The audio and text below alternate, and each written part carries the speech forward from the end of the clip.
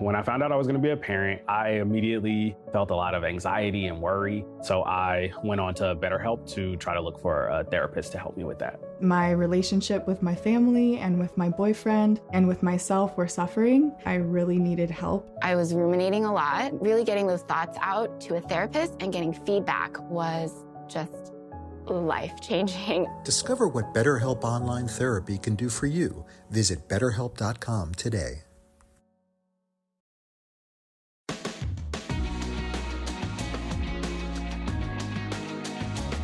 The Bills emerging in a lot of very early betting stakes as one of the favourites to win the Super Bowl, which is kind of slightly surprising considering they gave the coach the route Hullett in the off season, got rid of Sean McDermott, blamed him for all the problems, and kept the general manager who failed to equip their superstar elite quarterback with offensive weapons. Stood over it, doubled down, and it told everybody that they were wrong because they leaned heavily on defense in the draft last year. And what's the first thing they do in the offseason? Sign a wide receiver. Even because the it wasn't the GM's fault that they didn't progress in the playoffs.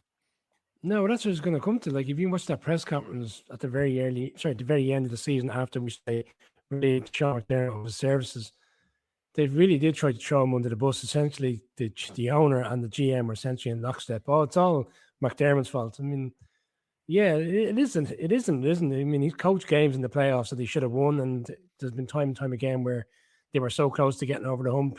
I can understand why the front office would say he's not the man for us. But then you bring in, you've scoured the league. I know John Harbaugh had, taken up the service in New York, and they would have looked at who was available.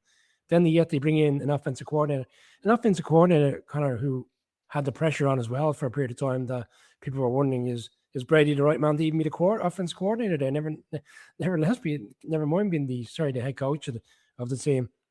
I'm not sold on the DJ Moore trade. Connor, I know we've spoken about his time in Chicago. I think the Bears are on the right side of that. And you spoke time and time again about him giving up on players. I don't think he's what they need. It's not just that either. And back to the GM again, who, like, as we talked about last year, was on his high horse in the off season and, clapping back at people left, right, and center, and appearing on radio shows in New York to give out about the criticism of him, and made himself very, very visible and was very noisy, as you say, and very noisy in that press conference and throwing people, including one of his own draft picks, Keon Coleman, under the bus. They traded a second round pick to Chicago for DJ Moore, who the Bears needed to get rid of anyway for cap reasons. That's not good business, regardless of whether or not he turns out to be the right fit. That's bad business. Yeah, and even on the draft night, Connor, I know it was late in the night, so maybe we don't remember it as well as we did early on. We were here a couple of years ago where they were playing silly buggers and they were trading down with the Chiefs. The Chiefs come up and take a wide receiver that goes in immediately, has a huge impact. And here they are again trading out of the first round this year. It kind of struck me as, do you not learn your lesson from the last time where you traded into the second round? I don't necessarily remember the player which was taken in that position, but it was striking again that they're willing to risk it to go into the second round, knowing that some team's going to move up, potentially take a player that in 2 or 3 years people will be asking, did the Bills need that player? Why wasn't that addressed? I think, where's Brandon Beane now? Because if they have another season where they don't make the playoffs, they don't make the Super Bowl, is he essentially on the chopping block then? It feels to me like he should be. I'm not necessarily saying he will be. I think they've recruited reasonably well, and like they focus. If you look at some of the players they brought in on defense, Stone, Chubb, it looks like they've gone down the experience route this offseason. They're going to try bringing in experienced players that have been around the block, know what it's like to win in the NFL, and maybe that will help them push them on come the playoffs time. I think they're rightly favourites. I think the Patriots, so I know we're going to come to it, we're on the right side of the schedule last year. I don't necessarily think that's the case. I'm still not convinced, though, come next February, we're going to be sitting here talking about Josh Allen in the Super Bowl. Just strikes me as something still missing for me. And Craig, like, before we hear any woe is me coming out of upstate New York, they went 12-5 last year. They went to the playoffs. They're there or thereabouts, and whether or not they win the Super Bowl, they're right to be talked about as contenders, as they have been for the last 3 or 4 years. If we don't think that they're going to get there, and Brian doesn't, I have my doubts as well. It's only because I guess we've seen them fall just a little bit short every time. But I don't think anybody doubts that they'll be in the dance because of Josh Allen and because of the talent they still have around Josh Allen, even if it wasn't quite enough last year. The question is whether they've done enough in the offseason. And the answer to me is no. I don't know what you think. Yeah, it strikes me as the Bills are going to be known as the nearly guys all the time. Like they're almost there, but they just can't seem to do it. And the problem is Josh Allen is quickly approaching 30. And it's a long league, and if anything, Tom Brady showed that you can play into your 40s if you are, the right kind of quarterback and you look after yourself well, and you surround yourself with talent, because if you are a name, and Josh Allen has a name around him, that he could probably do that and continue his career for long enough. But you're looking at a window now where you really need to capitalize on it. As you said, they lost 33-30 to Denver in overtime. So they were an overtime swing away from making it to the AFC Championship game. Who knows what happens against the Pats if it's the Pats versus the Bills? Could they have gone all the way? Maybe they would have given Seattle a better showing them what the Patriots did. Josh Allen loves to play hero ball. He does it very, very well. The problem is you look at their roster, and I think the only player who got over 500 yards on a wide receiver basis was Khalil Shahir. And like you said, they went out, they picked up DJ Moore, which again, I don't think that the chemistry is going to be built up enough for them to hit the ground running there. And then they pass up players like Denzel Boston, which they could have had with that first round pick. It just feels like malpractice when you've turned around, as you rightly said, you've spoken about Keon Coleman, who is a player dear to my heart, about how he just didn't perform there, and admittedly he probably wasn't given the right tools. And then all of a sudden you're passing up on picking up the wide receivers that you're then down treading so much. It just doesn't feel like there's a cohesive plan to what he's trying to do. And it wouldn't surprise me if they don't make a deep run into the playoffs this year, that this is a GM that then takes the bullet the next time. One bright spot for me, Kieran, throughout the Bills season last year and in the playoffs, and probably the reason because he wasn't deployed enough why they didn't advance further in the playoffs last year. James Cook is pound for pound one of the best players in the league. What a weapon! Oh, phenomenal! I mean, he's what got him over the hump last year. I mean, they led the league in rushing yards per game with him, and we can all envision Cook just getting the ball handed off and just turning up and down the field.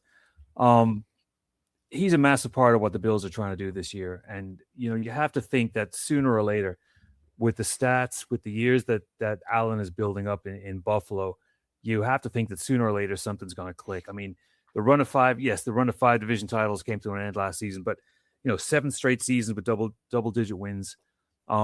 Since Allen started in Buffalo, no team has scored more and no team has conceded less. So all those things are looking in Buffalo's favor. And yes, we've seen all the heartbreak, and there's only 2 AFC Championship games in all of that.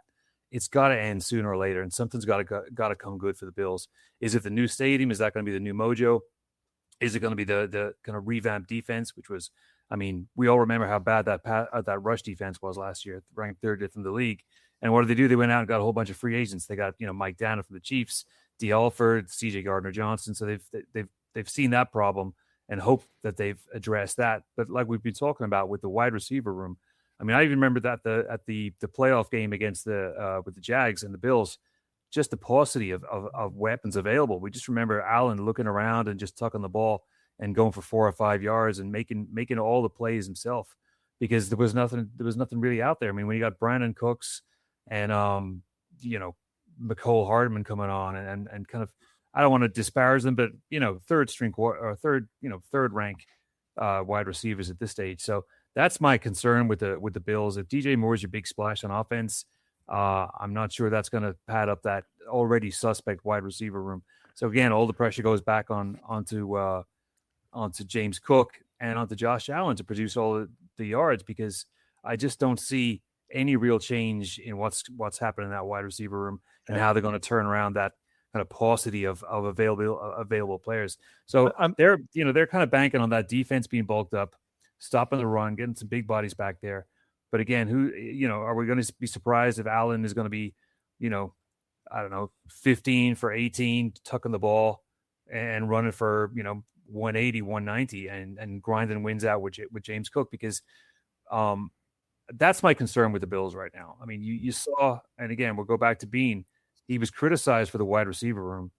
DJ Moore, 6 touchdowns last year, probably on the downside of his career. If that's the big splash you're making in the wide receiver market, But like, I'm not so sure.